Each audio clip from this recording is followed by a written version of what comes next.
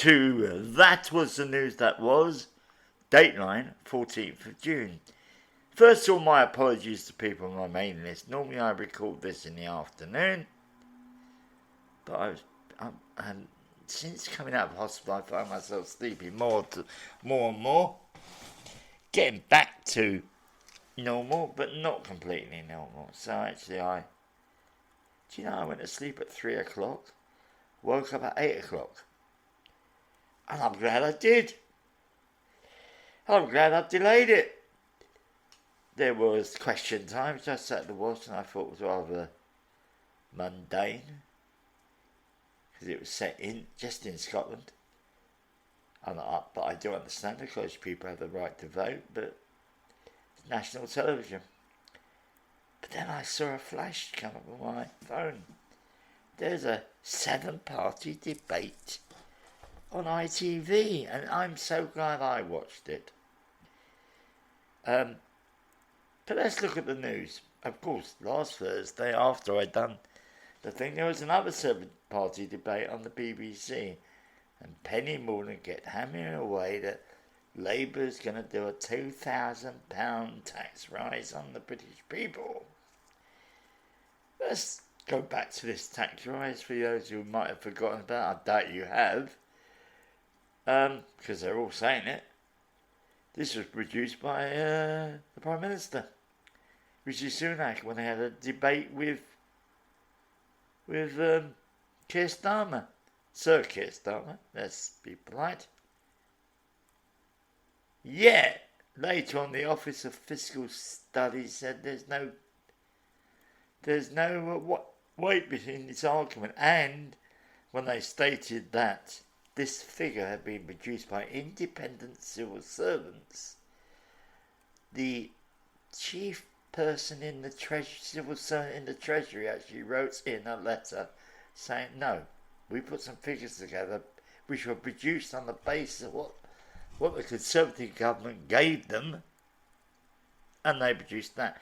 And the £2,000 sounds like it's a year thing. No, it's over 4 years. So it's over £500. While the Conservatives, it's been proven, have over the 5 years risen at £13,000. Let's work that out. £13,000 over 5 years, £2,000. What is more? They don't say that. But they're still going out with that tail, and I'll talk about it more later. So that came up, and it was interesting. I didn't understand why. They had the Scottish National Party speaker and Clyde Cymru there. Once again, this is a national thing. What happens in Wales and Scotland? Well, maybe it doesn't affect me, and maybe I'm wrong about that. Although it does. And the woman from the Green Party, which I've seen her this evening, and still there's nothing there. I did like the woman from the Liberal Democrats, but of course the dark horse appeared, Nigel Farage. And at one point the Scottish representative, John Swinney, I think his name was, spoke about migrants, and Nigel Farage did this great dramatic throw the out, let them all in. He's definitely against migration. There was actually this week, something on LinkedIn says, is he a racist? Racist realist? I think he's a racist.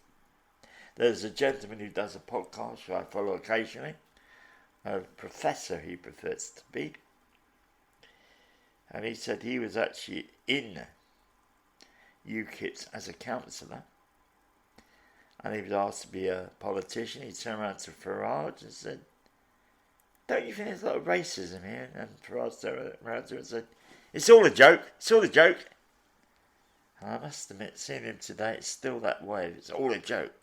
And that's what the appeal is, maybe for him. Over the weeks, little things come out. Manifestos are starting to appear, finally. Not that manifestos mean anything, personally. The reason I say this is you could look at the. I'm using the Conservatives, of course. Think what last manifesto they promised about so many things. There was going to be a Rent Reform Act. That's still somewhere out there in the sky. Abolition of Section 21 was part of it. That's somewhere in the sky. Although in February, Michael Gove said, yes, by the next election, these things will happen. Well, it hasn't happened. Of course, I think he was expecting a November election. And an interesting point was put to the Prime Minister the other day about this, and he had no answer. But why? It's happening. Everybody's involved with it. There's a couple of worrying things in this point. I'm not going to talk about each news item. I'm just going to, like I normally do, but it's a potpourri. The other day, Sky announced they would have. Now, Monday there was Panorama did an interview with the Prime Minister. I'm sorry, I'm starting to get weary with the Prime Minister. He has what I call a plastic smile. If you look at his eyes, there's a lot of fear there, but his mouth is that smile. Hello, you must like me because I'm your Prime Minister. And once again, he never answered questions. I hoped it was going to be another cross-party debate, but the next one was going to be actually announced. Nigel Farage was coming on to do an interview. Well, unfortunately, that very day, somebody threw a load of rubbish at him. Well, after all, he speaks a load of, in my opinion, I'm not saying it's yours, you have a right to vote the way you want to. That's what I believe in. I have no right to tell you who to vote for you, but somebody threw the rubbish and next minute the interview is cancelled. 2 reasons. Maybe it's the rubbish attack, and he realised that would come up. The other reason is his policies. He's actually today quoted, let's make the minimum wage £20,000. At the moment, the minimum wage, which is the amount before you pay tax, is 11.5. We're talking about an increase of not 10%, probably 80%? 90%? Haven't worked it out myself. Must be something around there. That is stupid. Once again, where are you going to pay for all this? The loss of revenue. Remember that governments require revenue. It's no good just saying, I'm going to give you some money off, but don't worry, I'll sort it out. And normally, it's the reason why we actually have a £2.4 trillion loan at the moment. I wonder how you get a £2.4 trillion loan and what collateral they're using. That's an interesting point. Maybe somebody knows and can tell me. Maybe they say, we want a £2.4 trillion loan. Well, of course, they wouldn't ask for it all at once, but say 100 million or 500 million. Yeah, not much, really. What's your collateral? Oh, I've got this country. Can we put it on the, as part of it? That's the only thing I can think of as collateral, the country. Or maybe they're going to offer, I've got this person, we get rid of them. Yeah, Nigel Farage. I'd love to get rid of him. On a Wednesday of this week, yesterday, there was going to be, I thought, on Sky another. They advertised it as a debate. It was not a debate. What they did was they had two main party leaders, that's Sunak and Farage, answer some questions by the political editor, and then answer questions that were put to him by the public. But there was no cross talk. They never, as far as I know, they never even met each other. Maybe this is the fabled recorded interview that Sunak was going to. He left the thing. He was asked once again about D-Day, and he apologised unequivocally. Well, he apologised. But if you may remember, Boris always used to say, "I'm sorry." Yeah, I humbly apologise was Boris's standard phrase. And Sunak, when he apologised, say, "I really want to say I'm sorry. Both insincere in my thing. Hope I'll get away with this. But today, as I said, and I'm going to do a review of the whole thing because I think today was the most interesting day. There was I fell asleep in the afternoon. I got at 8 and I thought, sorry, I'll have something to eat, and I watched Question Time. Question Time was boring, then something flashed on my phone. There's a 7-party debate on ITV, and I'm so glad I watched it. It was revelation upon revelation. Once again, Penny Moore, the main thing was, don't vote Labour, they're going to put your taxes up by £2,000. Which, unfortunately, once again, the woman, it was the same woman who interviewed the two leaders last week. She never said, this hasn't been proved, which she should have said. Because then give Penny Moore a chance to say why. I would like to ask it. Bring it on here. No, I wouldn't have. Somebody once asked me, why don't you have political people on? I was told to get the homeless minister on, DWP minister, housing minister. The honest thing is that you ministers, these are opportunities for ministers. And what they do is they profess their party's point instead of answering the actual points. It happened today in this ITV debate, which once again had, who did it have on it? It had Penny Mordaunt, Angela Rayner, Nigel Farage, which I'll talk more about in the next part. The Scottish guy, the Welsh guy, the deputy of the Liberal Democrats. I must be getting to like her. And the woman from the Green Party, who I think is sincere, but there's very vagueness in her answers. And they did the thing, but the normal thing, questions from the audience, got their own statements.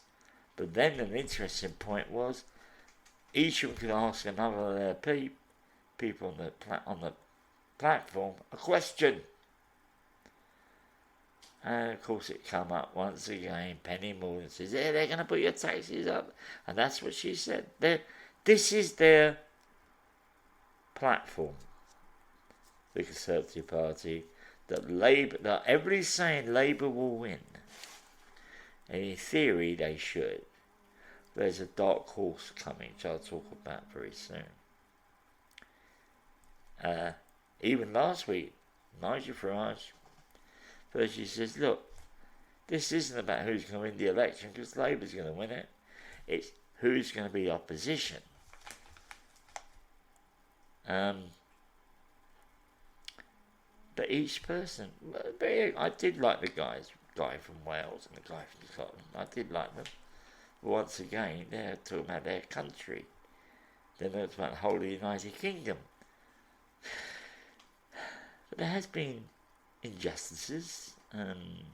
Remember, the gas and oil that we rely on for some income comes from Scotland, Scottish places.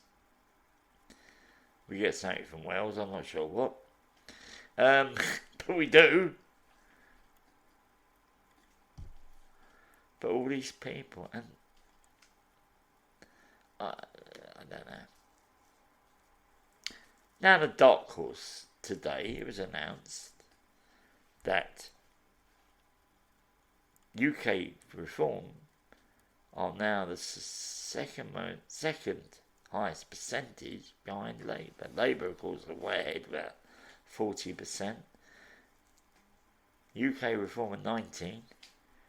Conservative 17%, then Liberal Democrats. Now, although we're saying, and there are several articles about this, I've read that UKIP, so that's the name, UKIP, can become, don't have enough seats to really control Parliament at the moment. But a lot of people like them. I saw a few clips of people say, yeah, I like Farage. Yeah, he's straightforward and honest. And if you listen to him, you think he's a common man. He's not. Remember, this is a guy who Coots, the bank, Queen's Bank as it was, now the King's Bank, I suppose, chucked him out. And he went moaning about it. Because it's kudos. I do things. I've recently applied for a position on a government panel. Now, it's not for kudos, it's because it's about something I'm interested in. But it will be kudos. I've been looking for years to be a trustee. I don't think you have to have a CV. Well, actually, for this other post, I've created my CV. I mean, it's fair. But I can't be bothered. Now there's a few things coming up. And being a trustee of something, it does give you some sort of air respectability. So if I had a few, maybe I'll win the Euro Millions tomorrow. I'll be able to open an account in Coots. Nah, I won't do that. Even though I win the money, that's almost impossible. But Farage, definitely, he's become the dark horse that people like. Yeah, he's one of us. He speaks for the common people. But of course, the guy is, in my feeling, a racist. And I'm not asking you to believe me. He doesn't, it shows what happened with him becoming leader of UKIP, that he's way of the highway, which is very interesting. Now, both him and Tice invested, but Tice was leader. He was honorary president. Honorary president. Think of that. That's a position of merit. It doesn't mean you are, we're kindly going to make that for things you've done for us. But that doesn't mean you have control. The control stays with the leader. But he went to Tice and says, look, I want to be the leader. And he's now the leader. And he professed it today. I'm the leader of the UKIP. UK reform. It worries me. This does. This is the dark horse. This is the people who could be the opposition.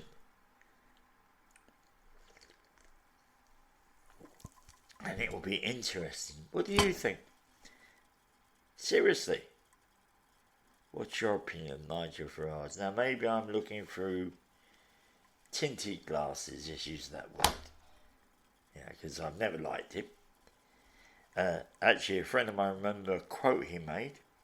He said, I purely believe in Brexit, and if it doesn't work, I'll leave the country. Well, Brexit hasn't worked. He's still in the country. But how many times you've heard political people make a statement and they don't do what they say? Who are we going to vote for? On Monday, I'm bringing Neil on. We're starting a guest show again. And as it is coming up to elections, Neil will be coming on, who you've heard before speak about several things.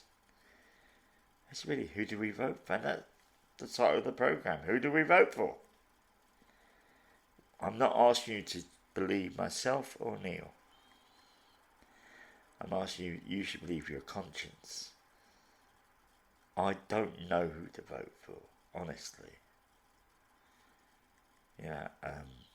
Part of me says it's definitely going to be Labour. But last general election, I actually voted Green. Green had no chance where I was. But it was my way of protesting and using my vote. Tactically. They do say some areas will be tactical voting. Another point that came out today about voting is, brought up by the person from the Green Party, is proportional representation. Our voting system says it's first past the post. But Are we really looking at what people want?